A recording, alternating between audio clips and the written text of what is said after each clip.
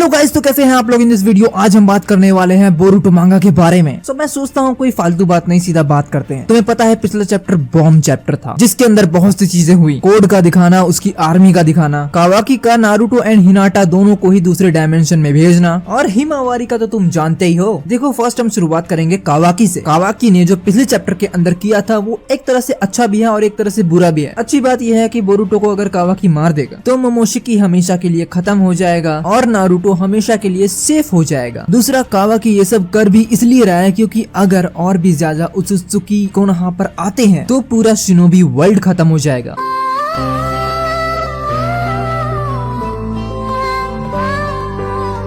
मैंने माना shinobi world के अंदर कोई दम नहीं, वो उत्सुकी से नहीं लड़ सकते, लेकिन उनमें हिम्मत बहुत ज्यादा है, उनकी पावर से भी ज्यादा है। वो मरने से भी पीछे हटने वाले नहीं है, लेकिन लास्ट में कंक्लूजन कुछ निकलेगा नहीं, क्योंकि फाइट हो या ना हो जीतेंगे तो उत्सुकी ही। और ये चीज यहाँ कावाकी बिल्कुल अच्छे से समझ पा रहा है कि भाई तुम कितना भी ट्राई कर लो बट तुम उत्सुकी को नहीं डिफीट कर पाओगे, क्योंकि वो तुम्हारे लेवल की नहीं है। और यही चीज कावाकी नारुतो को समझाने की कोशिश कर रहा था और नारुतो यहाँ ये चीज समझ नहीं पा रहा था। दैट्स वाई कावाकी ने नारुतो को अनदर डायमेंशन में भेज दिया, बिकॉज कावाकी को रोकने के लिए वही बंदा खड़ा हो रहा था जिसे कावाकी को बचाना है। सो कावाकी के पास कोई और चॉइस ही नहीं थी। और इस चीज को अगर हम बेस मान के फ्यूचर फाइट को देखे जहाँ कावाकी एंड बोरुटो फाइट कर रहे हैं, वहाँ पर अगर देखा जाए तो वहाँ पर कावाकी बोरुटो से सीधा बोलता है कि मैंने नारुतो को किसी और डायमेंशन में भेज दिया है, सो अब मैं तुम्हें भी भेजने वाला हूँ। सो इस हिसाब से मेरे ख्याल से बोरुटो के अंदर मोमोशिकी नहीं है, क्योंकि अगर बोरुटो के अंदर मोमोशिकी होता तो कावाकी बोरुटो को मारने का बोलता, ना कि उसे दूसरे डायमेंशन में भेजने का बोलता, क्योंकि कावाकी का मिशन तो बन चुका है, हर एक उत्सुकी को खत्म करना है। और अगर बोरुटो के अंदर मोमोशिकी होता तो वो बोरुटो को वहीं मारने का ट्राई करता। और शायद यहाँ पर इस फ्यूचर फाइट के अंदर कावाकी बोलता है शिनोबी वर्ल्ड इज ओवर। इसका मतलब ये नहीं कि उसने सभी शिनोबी को मार दिया, उसका मतलब ये था कि शिनोबी अब इतने एबल नहीं है कि वो सभी से लड़ सके, इतने पावरफुल उत्सुकी से लड़ सके। और ये एक फैक्ट भी है। सो चलो मान लो और ये सोचो कि उत्सुकी और शिनोबीज में वॉर हो जाए तो जीतेगा कौन? क्योंकि अगर तुम सोचो हर एक उत्सुकी के सामने 100 शिनोबी फाइट करें तो भी वो उत्सुकी का बाल भी बाका नहीं कर सकते हैं। और ये तुम्हें याद होगा नारुतो वर्सेस मोमोशिकी की फाइट। नारुतो मोमोशिकी को छू भी नहीं पा रहा था जब तक वो कुरामा मोड में नहीं आया। यहाँ पर ये थोड़ा गलत लग रहा है but it's a fact, shinobi world is over.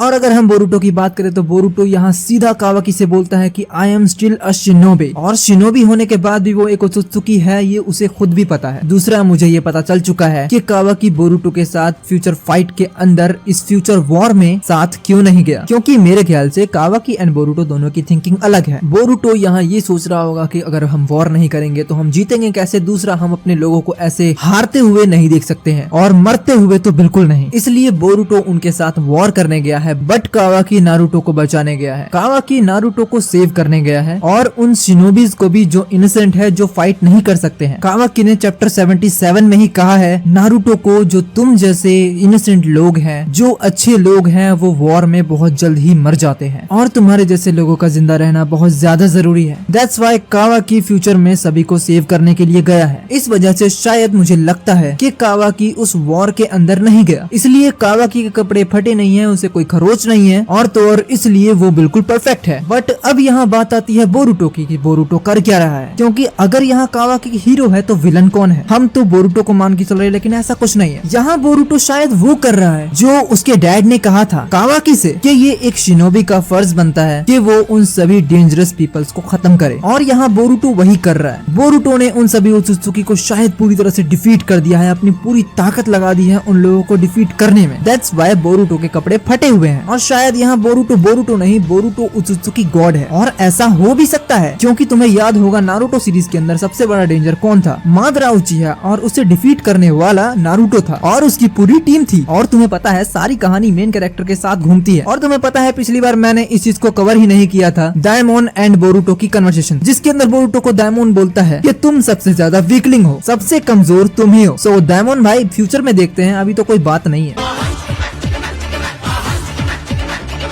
क्योंकि डायमोन ये नहीं सोच रहा है कि मेन कैरेक्टर यानी बोरुटो की बहन इतनी ज्यादा पावरफुल है जो अभी इतनी छोटी है, तो सोचो मेन कैरेक्टर कहाँ तक जाएगा। वेल मैं तो कहीं और ही पहुंच गया। यू नो बोरुटो इतना कमजोर होने के बाद भी मरने को तैयार इसलिए हो जाता है क्योंकि उसे सास्के ने कहा था कि मैं और नारुतो इस शिनोबी वर्ल्ड के लिए, कोनोहा विलेज के लिए मरने को भी तैयार है, तो क्या तुम तैयार हो? और ये चीज सास्के ने इशिकी से फाइनल फाइट से पहले बोरुटो को कहा था। दैट्स व्हाई फ्यूचर में कावाकी से बोरुटो इसलिए भिड़ रहा है क्योंकि वो कोनोहा को भी खोना नहीं चाहता है, भले कॉस्ट कुछ भी हो, भले उसकी डेथ पे बात आ जाए मतलब नहीं है। बट इन सब चीजों के होने के लिए यहाँ पर बोरुटो की कॉस्ट क्या रही मुझे नहीं पता, क्योंकि यहाँ ना ही सार्डा है और ना ही मित्सुकी, ना ही सास्के है ना ही शिकमारू, और भी हो सकते हैं बट मैं इन लोगों को इसलिए गिन रहा हूँ क्योंकि ये लोग बहुत ज्यादा टच है बोरुटो के। दूसरा, इस वॉर के अंदर रीएनिमेशन जुत्सु पक्का हुआ होगा, हो ना हो हम तो एक्सपेक्ट कर सकते हैं, बट ये करना थोड़ा डेंजरस भी लग रहा है क्योंकि उत्सुत्सुकी वर्ल्ड से ही शिनोबी वर्ल्ड बना है। यहाँ कुछ नहीं कह सकते हैं कि क्या हो सकता है, बिकॉज तुम्हें याद होगा फोर्थ ग्रेट निंजा वॉर जिसके अंदर सिर्फ एक शिनोबी सारे के सारे री एनिमेशन पीपल्स को कंट्रोल करता है, और ये तो उत्सुत्सुकी है। क्या पता ये उत्सुत्सुकी री एनिमेशन पीपल्स को कंट्रोल करे और सीधा उनके खिलाफ ही कर दे, फिर तो प्रॉब्लम और ज्यादा बढ़ जाएगी। बंद करो, हाथ जोड़ के मैं गुजारिश करता हूँ।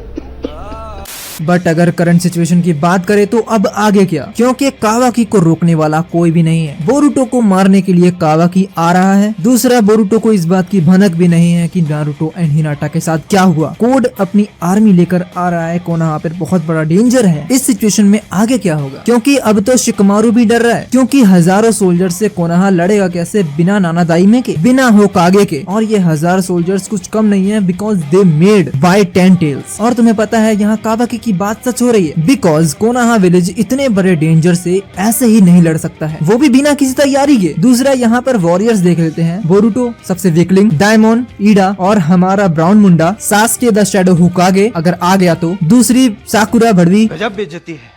बाकी सार्डा मित्सुकी और डेल्टा को तो भूल ही गए। ये वॉर एक तरफा लग रही है। अगर कुछ नया नहीं हुआ, कुछ स्पेशल नहीं हुआ बोरुटो या कावाकी के साथ, तो कोनोहा विलेज यहीं डिस्ट्रॉय हो जाएगा, वो भी अच्छे से, क्योंकि कोड बोरुटो एंड कावाकी दोनों से ज्यादा पावरफुल है डायमोन को छोड़ के। ये मुझे पता है। डायमोन एंड ईडा ये दोनों अलग बिजी रहने वाले हैं, बाकी बचे बोरुटो एंड कावाकी। सो कावाकी के दिमाग में तो यही चलेगा कि कब बोरुटो को मारूं। सो अगली बार देखते हैं, इन सब चीजों को एनालाइज करेंगे अच्छे से। बाकी तुम्हें क्या लगता है प्लीज कमेंट करके बताओ। आज के लिए बस इतना ही गाइस, मिलते हैं नेक्स्ट वीडियो में। इस चैनल को सब्सक्राइब करो, बेल आइकन जरूर दबा देना। Thank you for watching guys, मिलते हैं नेक्स्ट वीडियो में।